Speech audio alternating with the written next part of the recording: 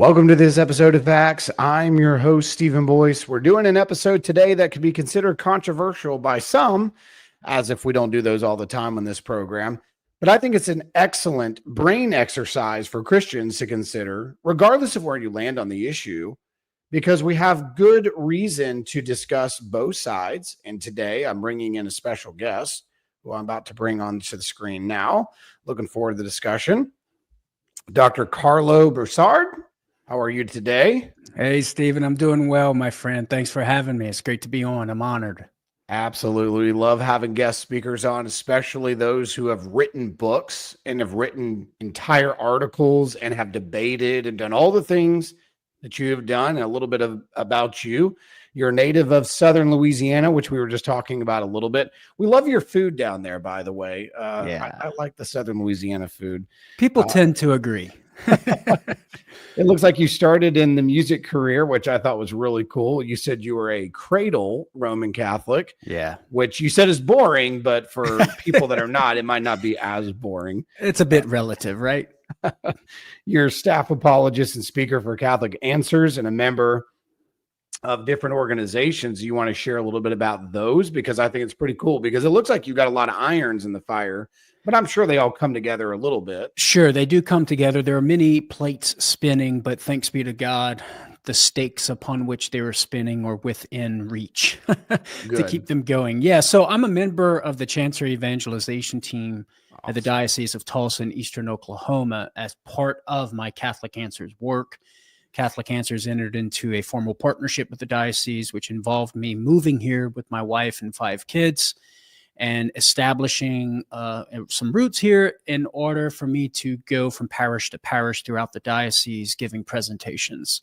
So whatever needs the pastors have that I can meet, given my formation in theology, philosophy, and apologetics, I meet those needs.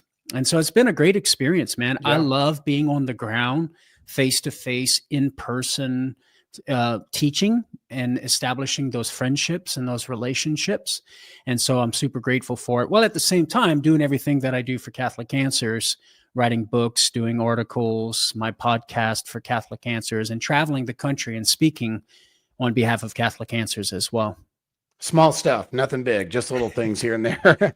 Man, I tell you, and I know that it's a busy life being an apologist, but it is rewarding. It is Indeed rewarding. It is. It's got its downs, but it certainly has its ups, especially when you share testimonies like you did before we came on, just hearing from people and seeing the Lord change their lives that you would not expect the Lord to be changing their lives.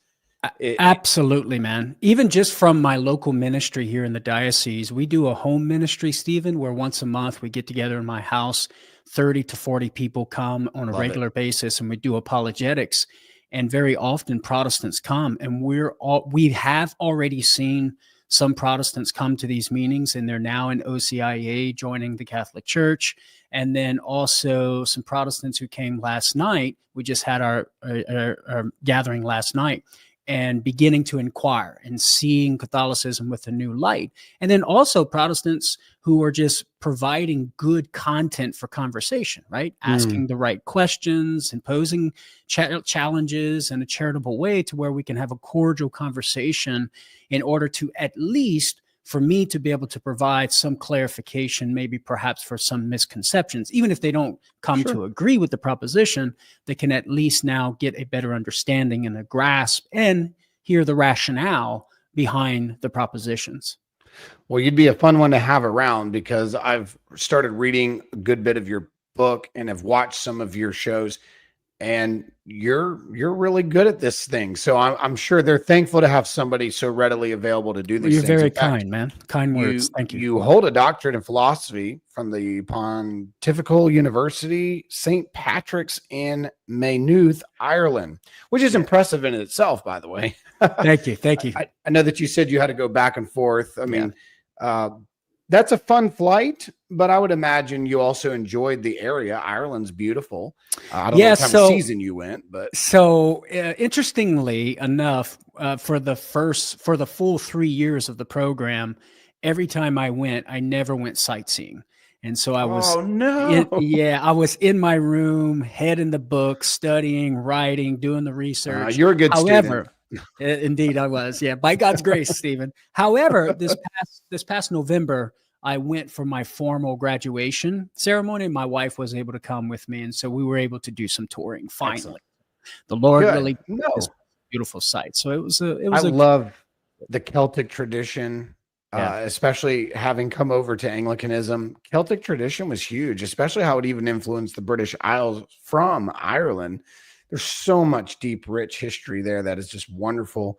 I mean, most people know St. Patrick, but there's more than St. Patrick as it relates to Ireland. So Yeah, I I'm mean, it so was glad. so cool. We were able to go and see a 12th century cathedral, man. And then right next to it was an 11th century little church. It was amazing up on the rock. I think it's called Cashel Rock, if my memory serves me correctly. It's beautiful. So it was tremendous. I'm jealous.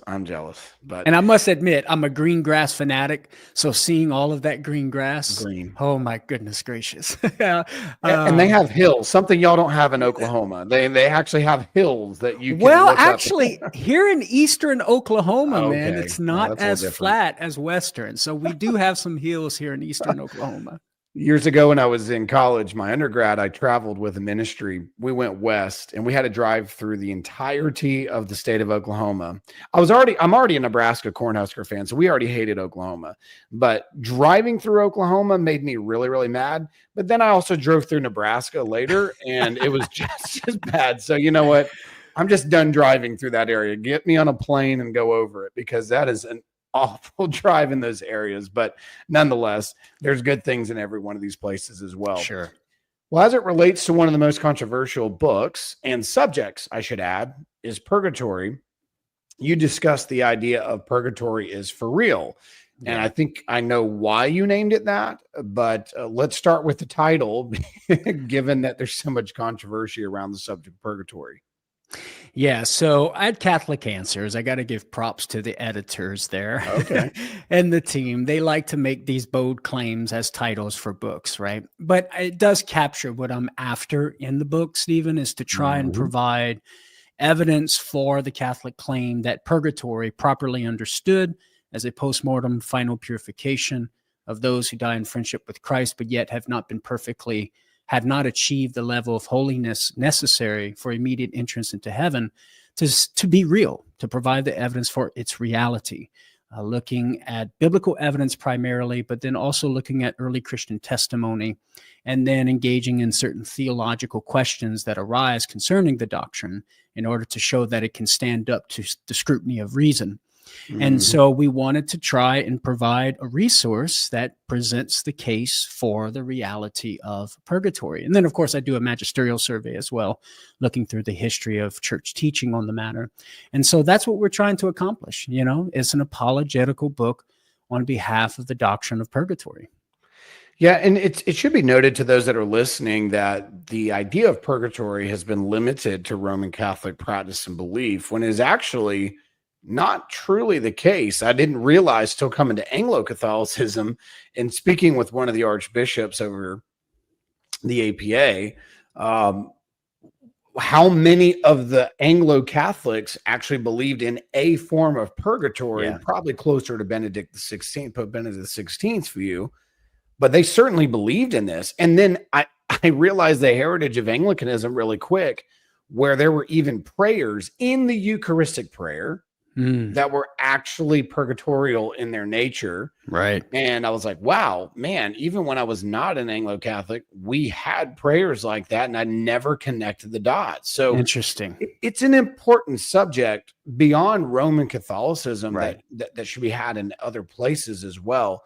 But one of the things that shocked me in your book is that you talked about joyful truths. Now, when somebody thinks about the subject of purgatory, the first thing that usually hits humans is fear. In fact, I'm pretty sure a lot of people are against the idea because of the fearfulness of loss, or, oh no, there's now a second possibility of failure or something like that. There's constant fear driven with the idea of purgatory. And it's probably the medieval period that haunted some of people's minds, but you called it joyful truths. So kind of explain why you want to call it that. Yeah, so that's the subtitle, right? Joyful truths for those who aren't perfect yet.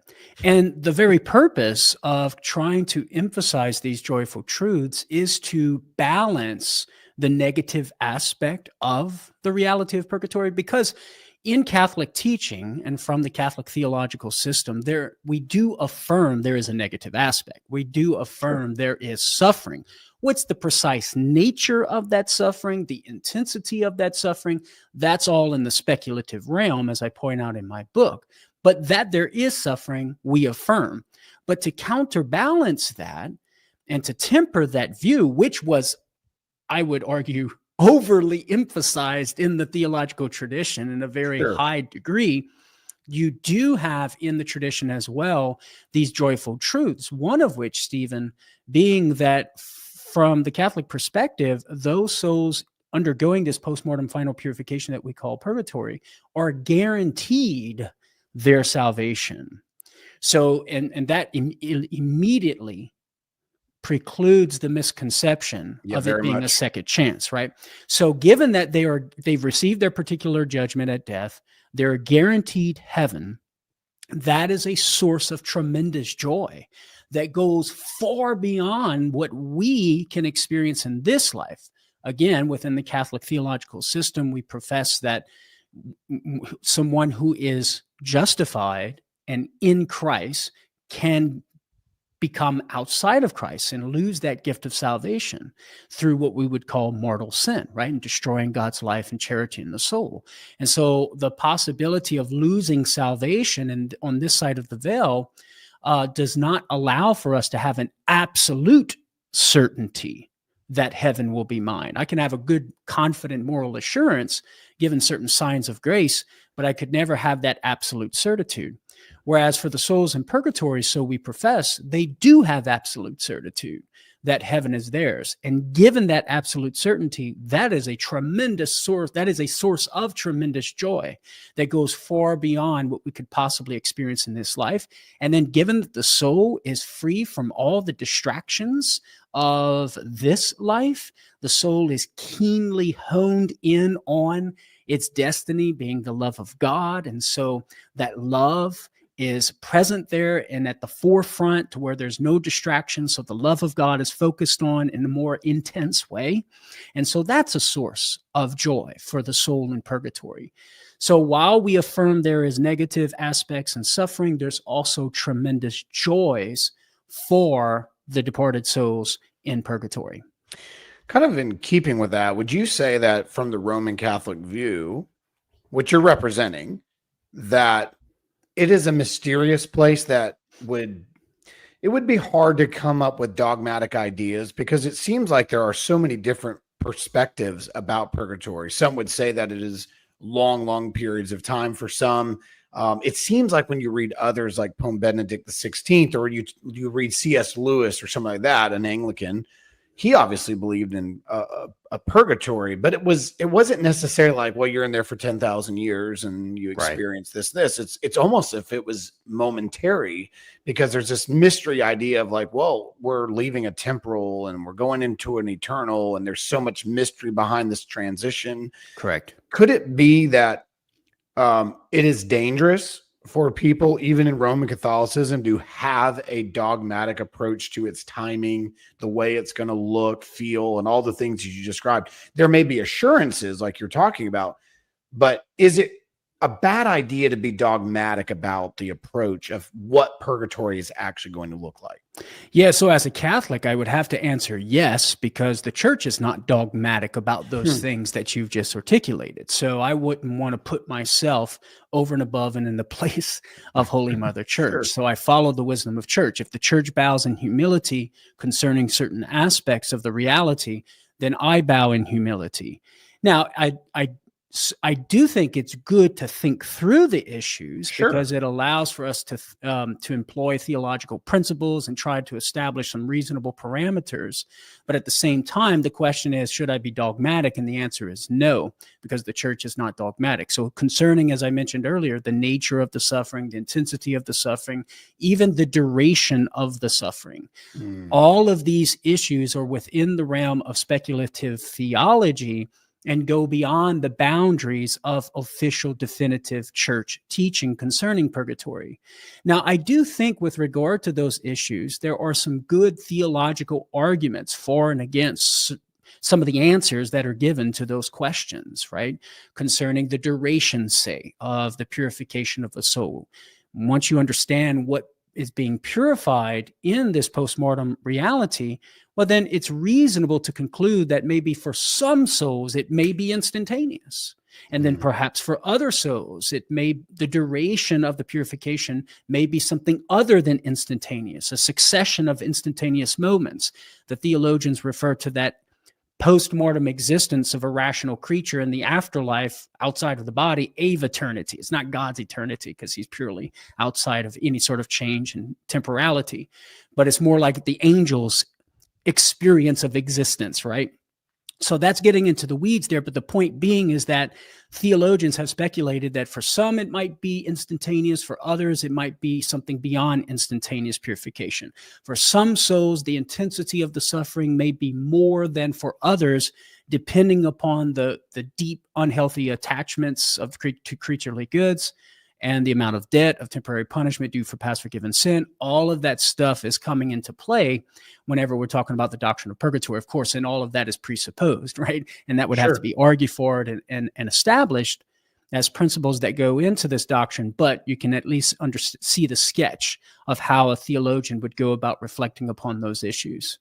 Yeah, and I just want to read for the audience a statement from Pope Benedict XVI, just kind of get people to think and just read a little bit, because I think that this is worth at least investigating for a brain activity and drill. Because there are a lot of people that listen to this. I mean, I have a variety of listeners. I have everything from Eastern Orthodox to Catholic to Protestant to Anglican. I mean, we've got a large spectrum. We have a lot of Baptists that actually listen for now, at least. They might unsubscribe after this, but that's fine. I mean, because I'm not afraid to have these discussions with those that have different opinions. But Pope Benedict XVI said, some recent theologians are of the opinion that the fire which both burns and saves is Christ himself, the judge and savior. Right. The encounter with him is decisive act of judgment.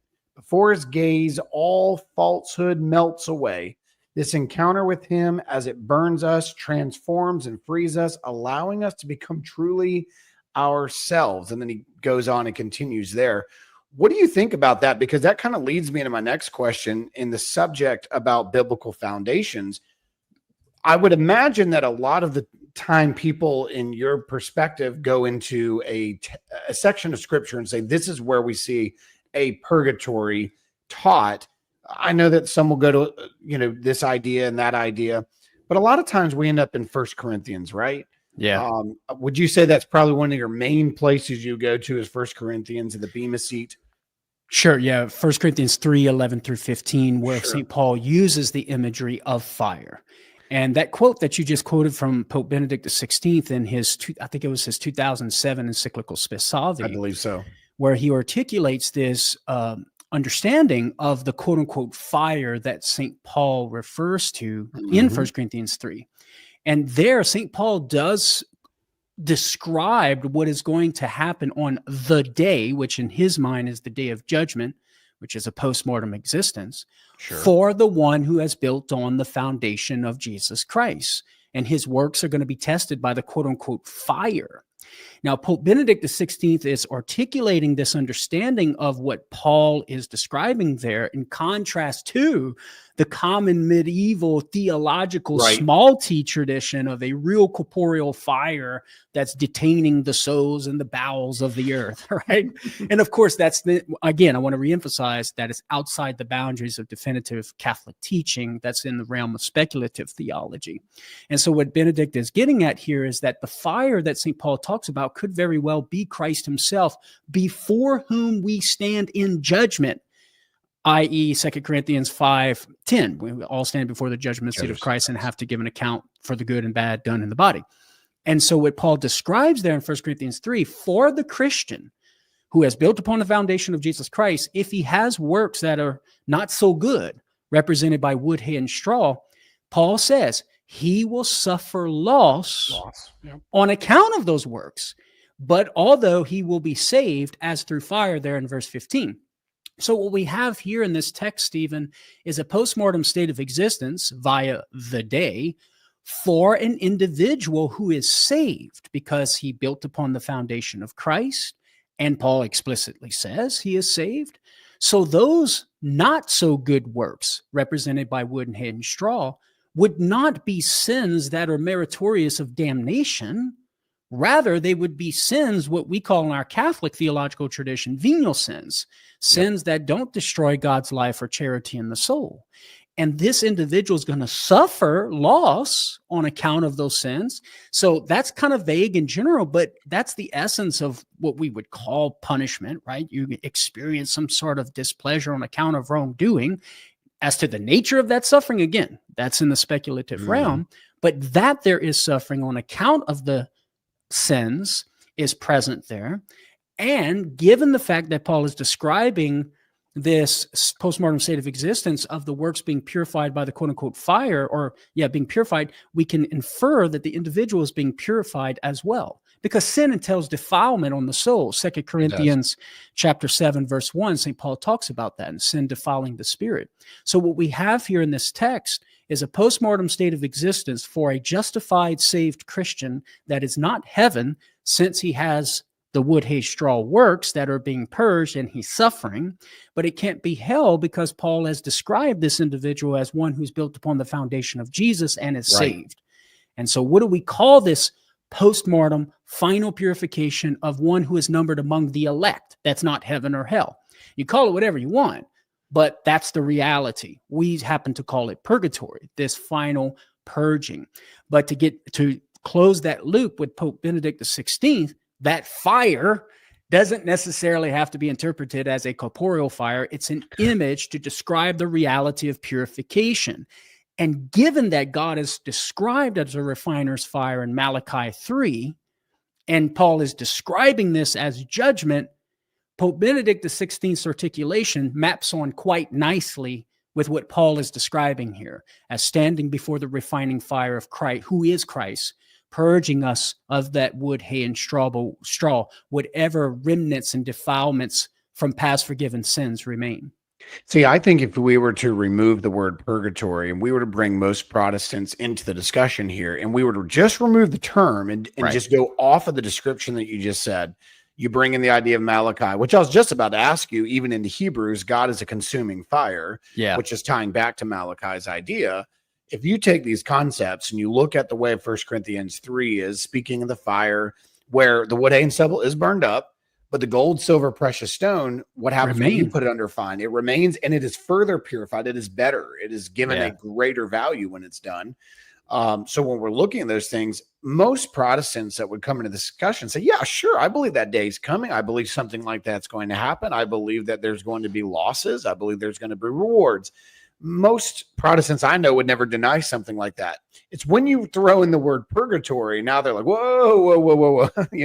So in a sense, someone can hold the same view in the Roman Catholic world. If they were to take the statement, and I find it interesting, Pope Benedict XVI said that there were theologians who were starting to assert this, and I'm assuming he's referring to Roman Catholic theologians. That there could be a Roman Catholic theologian on this subject who takes the statement of Pope Benedict XVI, because he's kind of rehashing them and saying, I agree.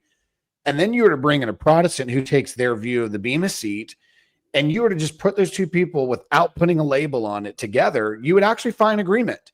And I think that's the point that I wanted to do this video for. I think that's one of the main reasons I want to do this podcast episode, is that we need to, and I just did released an episode 2 days ago now called Romephobia, which I call Romephobia, is that people are afraid of sounding, feeling, or being perceived as Roman Catholic.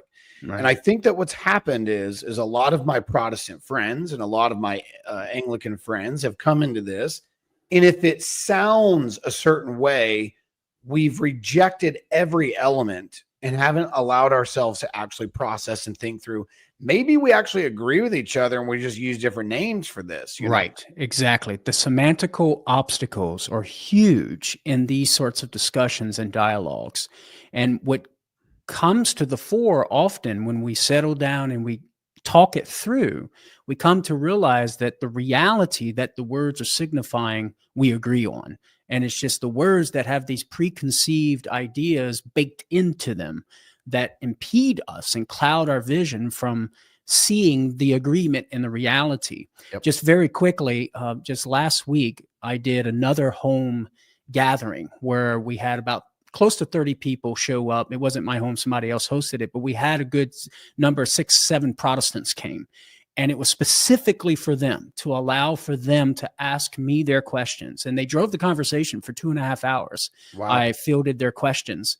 But one of the ladies who I had met her before, and I kind of knew where she was coming from. She's kind of persnickety, right? She was ready to go after it, but it was a lot of fun. But in the conversation, we were talking about the intercession of the saints, man. Mm. And she had these preconceived ideas of what the intercession of the saints was based upon the language that she hears Catholics use. So whenever I articulated the Catholic understanding of the intercession of the saints and our invocation of them, using different terminology to describe the reality, it was like scales fell from her eyes. She was like, wow, okay, I can get on board with that. And it was the semantical hurdle that was impeding her understanding. So once we were able to overcome that, we were in agreement on much of what I was saying. So to your point, agreed, 100%. Yeah, and this is why we have these conversations, so that listeners, like I said, we've got Lutherans, we got Orthodox that listen to this program. It's time to stop talking past and over each other and talk to each other, right? And find where we actually may not, like, don't disagree just to disagree sometimes. Sometimes it's good to actually see, is there commonality, and be intentional about trying to find that commonality. Yeah. And then you can actually start understanding somebody else's perspective, and that's called charity. So yeah, absolutely. And to that point, Stephen, even I, as a Catholic apologist, I find myself over and over again reading Protestant scholars and their literature and their argumentation against the Catholic faith. And then there are certain points that I thought I disagreed with them from pop Catholic apologetics. But whenever I read the Protestant scholars carefully, I find myself agreeing with some of the points that they're making. Like, wow, I had a preconceived misconception of actually what they're arguing and what they believe, and thinking that my argument would work against them, but in reality it doesn't, because now I actually agree with their point, right? And so certain other arguments that maybe are presented in pop apologetics, I don't use anymore because it's actually attacking perhaps a straw man. So that charitable conversation is so key and crucial and necessary to move the conversations forward. Love it. I could not agree more. Let's talk about another part in your book. You talked about other traditions that are non-Christian traditions, right? Yeah. That there is a concept of purgatory that's not just within our tradition of the Christian faith or within the Roman Catholic tradition of faith. There's others. So can you kind of elaborate on that? Like, what did you find in your research? What did you find in your discovery of that? Yeah, so I have to be, very careful here on this subject. But what I do survey, just very briefly, I didn't do too much of a deep dive given the nature of the book, but I do survey very briefly Hinduism, say, the Greco-Roman belief of Plato's Socratic dialogue, the Gorgias, and then you have Virgil's Aeneid, where what we see in these sources, Stephen, is the general idea, simply the general idea of a post-mortem temporary purification that's involving, some, in many cases, an imposition of punishment on account of sins that were committed, but not serious enough to send somebody to everlasting torment or something. So all I'm trying to show in this particular section of chapter 1 in the book is that there exists in non-Christian religions, seemingly universally, this general idea of a post-mortem temporary purification for not so bad offenses. And that's all I'm trying to illustrate and the implication of that. I follow St. Robert Bellarmine, who says, those matters, and this is a quote here, those matters upon which nearly all nations agree can hardly otherwise come about except from the natural light common to all men.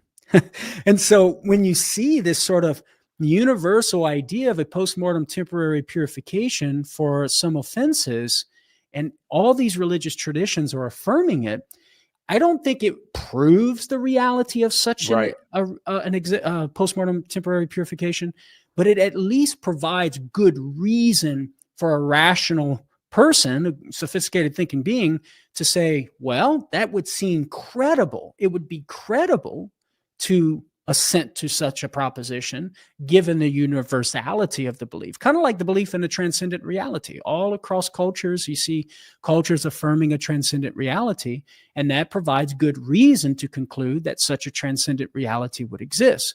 Not an outright proof, but at least providing credibility for the proposition.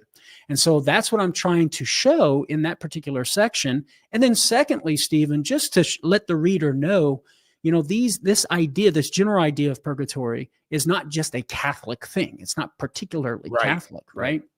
So if one were to deny this understanding of purgatory outright, in an absolute sense, they would be going against a very, very strong tradition within non-Christian religions. And even they would be going against the majority of Christians within the Christian tradition. And so it would indeed be a minority view. That doesn't mean it's false, right? The denial is false. But it at least would give a Christian reason to pause and rethink the issue. Like, why is my community not consistent with this long-standing tradition, both in non-Christian and Christian traditions? And so that's the sole purpose of that particular section in the book, just to kind of get the conversation started. Well, that ties into another section in your book where you talk about the critiques of Protestants. You particularly talk about John Calvin himself, because the mainline argument is this about purgatory. Well, this is a medieval made-up nonsense. I mean, this is something that came out. You demonstrated, obviously, in the previous section here that, well, no, this was not just something that Rome made up. There were other belief systems in this. But when you look at the Protestant critique, and again, there's multiple lanes of which this criticism comes from Protestants, because depending on your Protestant background, there are some that are sympathetic to ideas of purgatory, and there's some that just, they don't even want to have the conversation. Correct. This is something I struggled with when I was a Baptist, for example. We would have discussions amongst ourselves about somebody who dies. What about a person who lived his life a certain way and it was evil and it was wrong, and he has one of those deathbed moments, versus the person who spent an entire life loving their neighbor? I mean, they weren't perfect, but they loved their neighbor. They were good to their wife. They were good to their children. They were charitable. They were involved in church. They were involved in their community. They were giving. Like, they both die. It's like, well, they both go to heaven. I mean, that's been the argument. Which we don't have a problem with grace saving both those people. Correct. But there's a defilement level that exceeds each other. And it led to fun discussions, even in my Baptist days, of how does that look for those two people? Is it all just good? I mean, Right. So these things come up. So Protestants can come at this from many, many angles. But the accusation that purgatory is created as a medieval idea, or that it's here to enslave people, because I've heard that. What approach did you take in the book to combat some of these ideas, starting with John Calvin and maybe even some modern views that you're hearing from some of the Protestant groups? Well, I mean, the various sections within the book are ordered towards refuting that claim that it is an invention. So, as you already pointed out, we already discussed, if it's present within non-Christian ancient religious traditions, then at least the general idea is not a medieval invention. But even just more specify the idea of someone dying in friendship with Christ, but yet still not perfectly, still has not yet achieved the perfect holiness necessary for immediate entrance into heaven. I argue in my book, Stephen, that is biblical. Like, there are certain principles within sacred scripture from which we can draw this theological conclusion by good and necessary consequence, that it's likely somebody can die in friendship with Christ, but yet still have slight defilement on the soul. And given the revelation of Revelation 21:27, that nothing unclean can enter into the kingdom of heaven, such defilement would have to be purified Mhm. before entrance into the beatific vision, if not fully purified before death. So that would be one argument in light of the revealed principles. But if we're correct in our exegesis of 1 Corinthians 3:11 through 15, well, then that would show it's not a medieval invention, right? And then, of course, we can look to early Christian testimony, where we have prayers for the dead dating back to the middle of the 2nd century of gravesite inscriptions that read things like, when you come here, pray for my soul. And then you also have the idea and the articulation of a purification in the postmortem state of existence for a justified Christian at the turn of the 3rd century in AD 200 with Clement of Alexandria. The imagery of postmortem purification is present. And so the reality of purgatory is indeed present within the Christian tradition from the very get-go, both in the New Testament and the very few centuries immediately following the apostolic age. And so that's one way in which we could approach to try and refute the claim that it's just a medieval invention. That would be correct if and only if we didn't have any sort of evidence, right? Yeah. And I've seen that. Like, I mean, one of the things that threw me off, because most of my doctoral work was in 2nd century Christianity documents, not so much in some of the martyrdom stories as much as like 1st Clement, Didache, Epistle of Barnabas, etc. But one of the things I had to do is I read the story for the first time of Saint Perpetua and Felicity. Yes. And I remember reading the section when the brother, I think it was the brother, appeared or had this issue, and she started praying for him. And he'd already passed. He was a catechumen who died before he reached baptism, if I'm remembering my story. It's been years. But when you look at what actually happened in that story, he's already passed, and she has this almost vision or feeling about him and starts praying, and it helps. Yeah. It's like, boy, that sounds a lot like purgatory. I'm sitting there like listening to that. And so it was like, well, maybe this is older than I thought it was.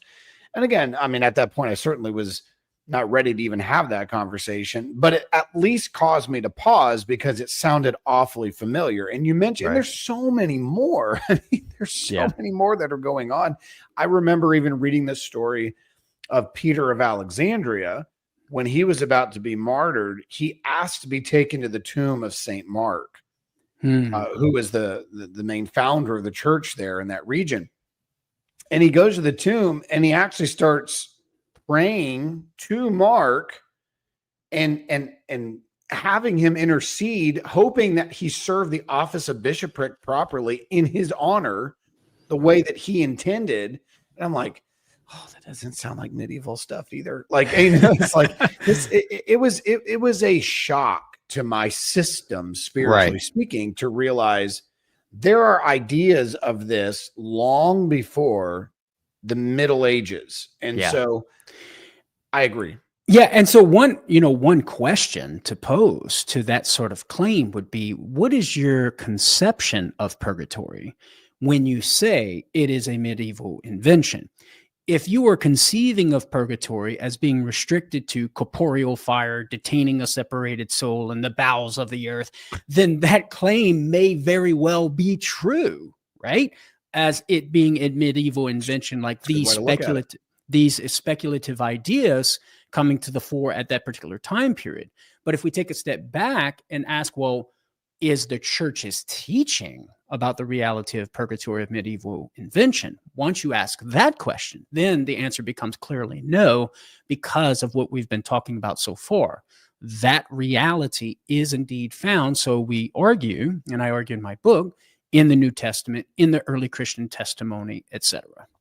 Well, you also argue for the idea of the doctrine of temporal punishment in there too, because this goes back to the perception thing. Like if we're thinking Dante's Inferno kind of ideas, or the Apocalypse of Peter, which is a 2nd century document that Peter's given this like tour into this place of torture, and we're thinking like, oh my goodness, fire. I think fire. So I think hell. The first thing I think of is hell. Right. I'm looking at this in the cores of the earth. I'm entrapped. I'm ensnared. And I've got to get out. And I have the chance of being doomed and damned while there. So then I escape this life believing God, but I won't escape it there. If you have all these ideas, well, that's faulty. There's a lot of faulty views of hell. There's a lot of faulty views of heaven. We all need to adapt and change as we come to reality about these truths. Right. But you did mention the idea of doctrinal temporal punishment because people do struggle with the idea of temporal punishment. Yeah, absolutely. And again, it's all going to be determined by your understanding or your preconceived ideas and imaginative constructs about punishment and what that is. But that there is punishment in purgatory. The church is clear in her teaching that, there is a debt of temporal punishment due for past forgiven sins that's incurred with every sin. Okay. And what that simply means is that there is, every time we sin, we take pleasure where we ought not to take pleasure. Sure. There is a disordering of the rightful order of human behavior. And so whenever we do that, there is a displeasure that's due to us on account of that disordering in order to reorder God's divine design and manifest the divine glory of human behavior.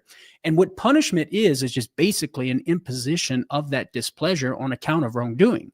So we already saw in 1 Corinthians 3, 11 through 15, where Paul articulates how that individual whose works are wood, hay, and straw being burned up in the quote unquote fire is suffering loss on account of what? Those not so good works. So that's basically the essence of punishment. Now, that there is a debt of temporary punishment due for a child of God, someone who is initially justified and in Christ in a saving relationship, thereby no longer subject to condemnation, Romans 8:1. I argue in my book is revealed in Hebrews 12, 5 through 6, where the author talks about how God the Father chastises and disciplines every son of his so that he can attain that state of holiness. But in verse 5 and 6, the Greek words for discipline and chastise have the connotation of punishment and inflicting of suffering on account of wrongdoing. But notice it's for a son of his. That implies a justified Christian. And God would not inflict such suffering under the rubric of punishment unless that son of his had incurred some debt of that punishment, like the punishment is due to him on account of that sin in the past that may be forgiven. And so what this reveals to us, so I argue in the book, is that in this order of providence, God wills such that the merits of Jesus' death on the cross would be applied fully initially, and we profess that as Catholics, but not extensively. That for sins incurred after the initial phase of justification or salvation, that whenever we sin, we do still incur some temporary debt of punishment, which has to be discharged or remitted by God, or even when we are imposing some form of displeasure upon ourselves through what we call penitential action. But the point here is that there is this temporal debt of displeasure due to us on account of past forgiven sins. And so the Catholic claim is that if that temporary punishment is not taken care of and discharged completely here in this life before death, well, it will be done so in this postmortem final purification. So when you look at it from that perspective, we're talking about purging, and you mentioned Hebrews 12, which I think is a really good one. Scourging every son. It goes on to say if you're without chastisement, you're illegitimate and you won't be treated as a son. So in a sense, it's punishment. If the concept you're connecting is true, in the sense that it is punishment, but it is also part of that joy that you talked about in the book. It's ordered to the good of holiness. So, and it shows you're a child of God because God Right. doesn't chastise people that aren't his children. Beautiful. Yeah. Could it be that we are experiencing that even today before? Absolutely. And I'm so glad you brought this up because this ties into the church's teaching that purgatory is that postmortem final purification for those who need it. It is not an absolute necessity for all the elect of God, for those who die in friendship with Christ. It is only for those who would need it. So this brings up the question, well, is it possible to bypass this postmortem final purification? And the Catholic Church says, yes, it is possible. The Catechism of the Catholic Church makes this very plain, and my memory's slipping me right now, but I want to say paragraph 1452. That's what's in my mind. I may be off a little bit, so I'd have to check that. But the Catechism of the Catholic Church teaches that it is possible for someone to die with such a fervent degree of charity, such that all remnants of sin would be completely taken care of, such that upon death, the soul of that individual would immediately enter into the beatific vision.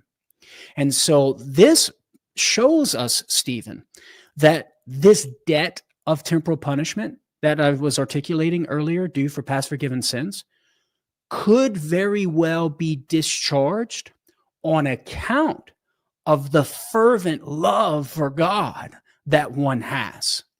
And even consider this. You brought this up earlier about the deathbed conversion, right? It is true that purgatory provides a solution to that sort of theological problem of, well, man, this guy sinned all his life, this guy didn't. There seems to be a disproportion that they're just going to get the reward, right?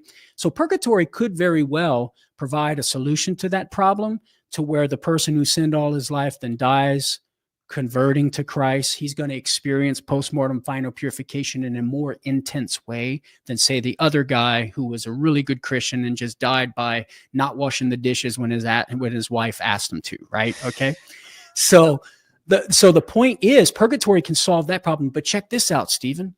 Consider this scenario where that individual who was a murderer and a rapist all of his life, and he repents on his deathbed. Ask yourself this question. Wouldn't it be at least possible that his sorrow for his past sins could be so intense and so fervent that the pain and the agony that he experiences internally and emotionally and spiritually suffices to actually get rid of all the remnants of sin? Such that that love for God at that moment is so intense and the sorrow so intense that that's his purification. And the purification is sufficient to get rid of those remnants of sin, such that when he dies, he could very well go immediately into heaven. And there would be no injustice because of the intensity of his sorrow that God graced him with in that moment that would discharge that remaining displeasure that's due to him on account of those past forgiven sins. That's a very, very interesting way to look at it. And as it relates to some of the things that I'm actually going to paint this idea for you. Okay. So one of the things that you're bringing up is that somebody can experience some of those things in this life, and then whatever left over, the residue of some of these things may need to be dealt with and purged. Right. But like you just said, the Catholic teaching is you don't have to. There's not like a necessity that everybody has to go through a purgatorial idea. But let me ask you this. If purgatory can start today, if you would, I know that a lot of our Protestant friends in here would call that sanctification. And not a bad word. It's in the Bible. This is your sanctification. Yeah. Sanctification hurts. It's never been fun. Usually when I'm being sanctified, I'm asking God to stop. And we used to joke, like, never pray for the Lord to teach you patience or to sanctify you, things like that, because then you're going to instantly be put into a test. Right. But nobody likes sanctification. It's the setting apart of sin. I mean, we're being separated from our sin. Nobody enjoys that. So if I'm looking at it from an eternal plane, and I'm looking at it from God's intentional purpose of love and chastisement, the Hebrews 12, all that we've talked about, if we lose you're getting beat with an angel by a whip in purgatory view, and it's a place, yes, there's pain. It doesn't have to be any different than the idea of we can't stand dealing with sin today and having to be sanctified today. It doesn't always have to be like this image of an angel beating somebody with a whip or something like that. It's like, well, I'm going to beat it out of you if you don't get it out yourself. Right. Kind of look. But let's think about it this way in relation to people, because it's brought up in your book as well as how to deal with the prayers to the dead at masses and things like that. Even in the story of Perpetua and Felicity, they're praying on behalf of somebody. When I look at prayer is what we are doing in the temporal to connect with an eternal, because it is entering into the presence of God. When we look at the book of Revelation, we see the prayers of the saints poured out in a single moment in a single bowl by the angel before God. Revelation 5:8. It's all there. Just like we see every tribe, tongue, and nation coming around the throne of God saying, 7:9. Yeah, absolutely. And every tribe, tongue, and nation didn't even have the gospel by the time John's seeing this vision. Right. So he's obviously seeing a lot that is an eternal plane, not a temporal. Could it be, this is just, you can tell me I'm wrong. I was actually, some of my students, I was dealing with this the other day. We were just having a conversation. Could it be that if we're praying for the saints, so to speak, it's not that they're stuck in a dimension somewhere. Somebody, because a lot of the Roman Catholics are praying on behalf of somebody who's died that received purgatory. Could it be if we pray today for a lost loved one who's been dead for 25 years, that God is actually answering our prayer in 2025 to purge that family member, and God answers that prayer that we're praying 2025 50 years prior when they were going through a certain situation in their life, and God was actually answering that prayer because in time, I mean, it looks bad, but to God, it's there is no time. Could God answer the prayer of a 2025 grandchild for their grandparent, and God answered that prayer before they ever prayed it 50 years prior in the past by putting them through a situation where he pulls sin out of their life, and God was actually answering the prayer in this life, not in some dimension where they're stuck? Is that possible, or is that crazy? I have to say it's at least in principle possible. And I have to say it's not crazy.